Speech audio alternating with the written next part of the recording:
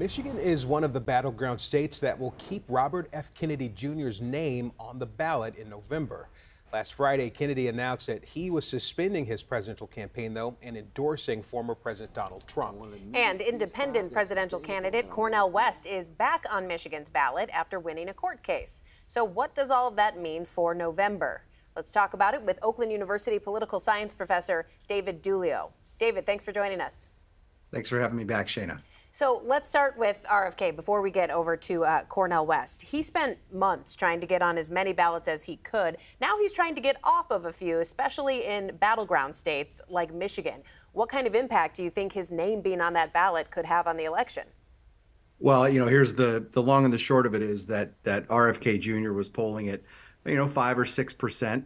And any votes that don't go to him and go to another candidate, in this case, Kamala Harris or Donald Trump, right, are going to add to that person's vote total. And in a state like Michigan, any extra votes that come from, say, an unexpected source like RFK Jr.'s base is a welcome thing for those candidates. And, having these different mixes of candidates on ballots here in Michigan and in other states, right, really can have a profound effect on outcomes, even though the numbers are relatively small.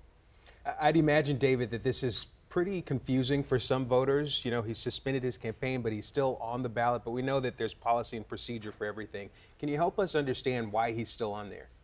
Sure. And, part of it goes back to the fact that and it's also interesting, too, right? In Michigan, he's on the ballot as a candidate of the Natural Law Party, even though he ran this campaign from the beginning as this independent, right? But one of his paths to ballot access here in Michigan was being nominated by another party outside of the Democrats and Republicans, which he was. Now, election law in Michigan says for those third or sometimes called minor parties, once a candidate has been nominated and added to the ballot list, that they may not withdraw their candidacy. So, this one's pretty easy. This one's pretty simple. It all goes back to a pretty, one sentence in Michigan election law. So can you talk about who might be, if you were in the predicting business, who might be affected most by RFK being on the ballot and also Cornel West? Right, and I think this is really where all of the debate is focused, right? Is because everybody's got an agenda, and everybody wants to try to find a way to take advantage of things for their own candidacy. Well, I think that on balance, from the survey research that's been done, it's probably Trump that's going to benefit more from RFK than Harris, maybe by a small margin. But again, right, in a state like Michigan, it's going to be close, and any added support is welcome.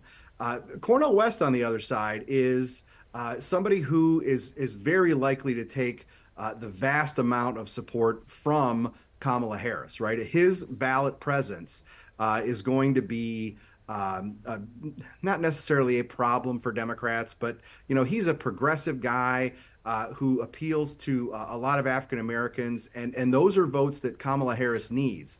So with West on the ballot, that hurts Harris. With RFK, it's a little different. He's on the ballot, but he's going to tell folks in Michigan to vote for Trump.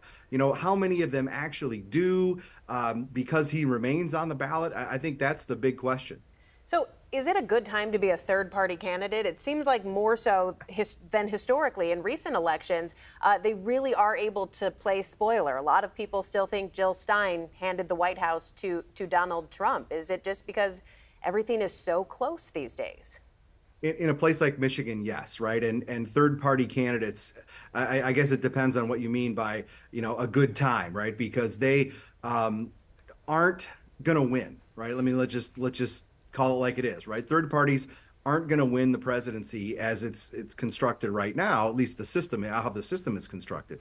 But, they can have this enormous impact, as we see here, with inclusion or exclusion of candidates from the ballot and the debate about each of those. All right. Oakland University professor David Dulio, as always, thanks for joining us. Thanks for having me.